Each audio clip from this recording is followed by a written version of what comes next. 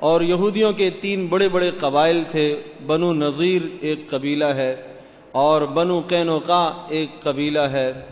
اور اسی طرح سے اور اوس اور خزرج یہ قبائل ہیں،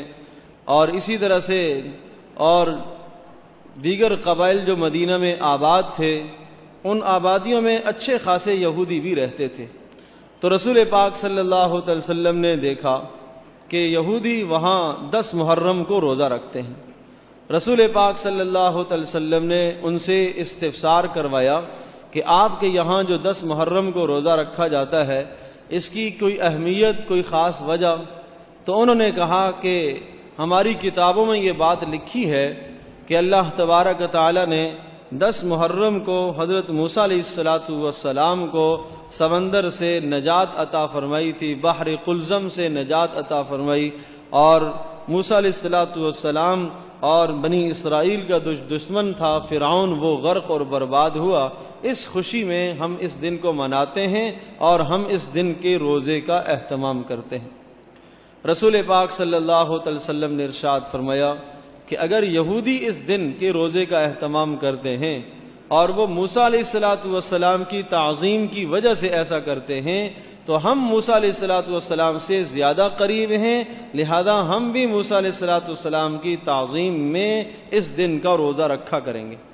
چنانچہ نبی پاک صلی اللہ علیہ وسلم نے 10 محرم الحرام کو روزہ رکھنے کا اہتمام کیا۔ جب رسول پاک صلی اللہ علیہ وسلم نے روزے کا اہتمام کیا تو آپ علیہ السلام چونکہ منبع علم تھے اور نبی پاک صلی اللہ علیہ وسلم ایک بہترین اسوہ حسنہ تھے، تو آپ کو دیکھ کر حضرت صلی اللہ علیہ وسلم کے جان نثاران صحابہ انہوں نے بھی 10 محرم کے روزے کا اہتمام کرنا شروع کیا۔ پھر نبی پاک صلی اللہ علیہ وسلم کے انتقال سے، وفات سے پہلے کا جو محرم تھا، اس محرم میں پھر نبی پاک صلی اللہ علیہ وسلم نے جب روزہ رکھا تو حضرت صلی اللہ علیہ وسلم سے یہ کہا گیا، اللہ کے رسول آپ یہود و نصارہ کی مخالفت کیا کرتے ہیں، اور جب 10 محرم کو یہودیوں کے یہاں بھی روزہ ہے اور آپ بھی اس روزے کا اہتمام کرتے ہیں، تو کیا ایسا تو نہیں ہے کہیں یہودیوں کے ساتھ شباہت لازم آئے؟ اللہ پاک نے آپ کو جو دین دیا ہے وہ کامل ہے، آپ کو جو دین دیا ہے وہ تمام ادیان کے لیے ناسخ ہے، آپ کو جو دین دیا ہے وہ تمام ادیان سے اعلیٰ اور ارفع اور بہتر ہے، تو کہیں ایسا تو نہیں ہے کہ یہ یہودیوں کی نقالی ہو جائے اور یہودیوں کے ساتھ مشابہت لازم آئے؟ تو نبی اکرم صلی اللہ علیہ وسلم نے ارشاد فرمایا، اگر آئندہ سال محرم میں زندہ رہا تو میں اس 10 محرم کے روزے کے ساتھ ایک اور روزہ بھی ملاؤں گا تاکہ یہودیوں کے ساتھ شباہت لازم نہ آئے۔ اور پھر آپ علیہ السلام نے یہ بھی بتایا کہ میں اللہ تبارک تعالیٰ سے اس بات کی قوی امید رکھتا ہوں کہ 10 محرم الحرام کا جو آدمی روزہ رکھے گا، اللہ تبارک تعالیٰ اس روزے کی برکت سے گزشتہ اس کے 1 سال کے گناہوں کو معاف کر دیں گے۔ یہ 10 محرم کے روزے کی فضیلت ہے۔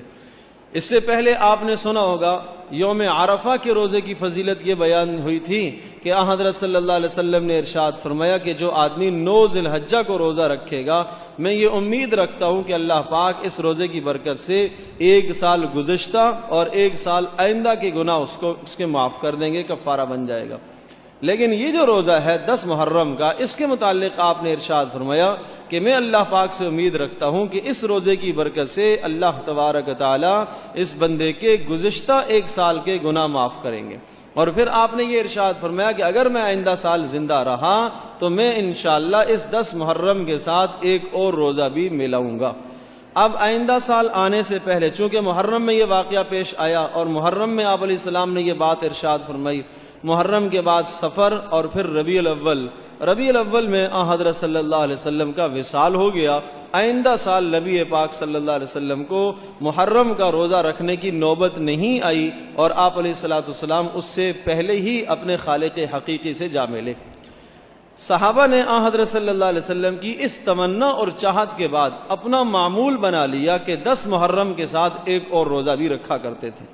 حضرت عبداللہ ابن عباس رضی اللہ تعالیٰ عنہما کا ارشاد ہے، اور مسلمانوں کو وہ تلقین کیا کرتے تھے کہ اب آپ کی مرضی ہے 10 محرم کے ساتھ ایک روزہ اور ملا لو، چاہو تو 9 کا ملا لو، چاہو تو 11 کا ملا لو، جو آپ کو سہولت ہو، دونوں میں بات ٹھیک ہے۔ اصل جو بنیاد ہے وہ یہ ہے کہ تاکہ یہودیوں کے ساتھ مشابہت لازم نہ آئے، تو اگر آپ 9 اور 10 کا رکھتے ہیں جب بھی درست ہے، اور 10 اور 11 کا آپ رکھتے ہیں تو جب بھی درست ہے۔ دونوں صورتوں میں یہودیوں کے ساتھ مشابہت لازم نہیں آتی، ان کی مخالفت ہو جائے گی، اور نبی پاک صلی اللہ علیہ وسلم کی منشا اور مراد یہ تھی۔ تو اب عرض یہ کیا کہ 2 روزے ہو گئے، ایک تو 10 محرم کا، تو 10 محرم کے روزے کی فضیلت تو یہ بتا دی گئی ہے کہ اس کی فضیلت یہ ہے کہ آپ نے ارشاد فرمایا کہ مجھے امید ہے کہ 1 سال کے گناہوں کا کفارہ بن جائے گا۔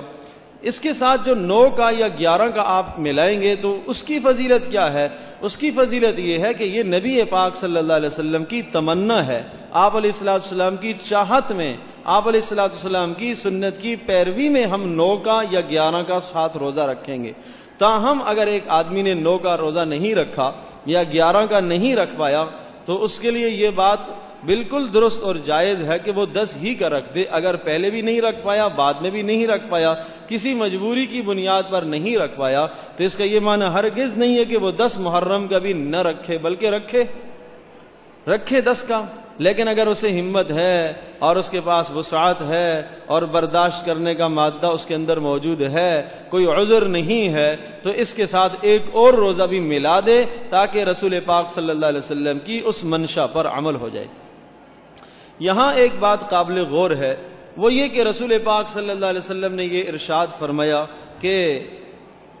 میری یہ تمنا ہے کہ اس کے ساتھ میں زندہ رہا تو آئندہ سال 1 روزہ اور ملاؤں گا۔ یہ آپ نے کیوں ارشاد فرمایا؟ تاکہ یہودیوں کے ساتھ مشابہت لازم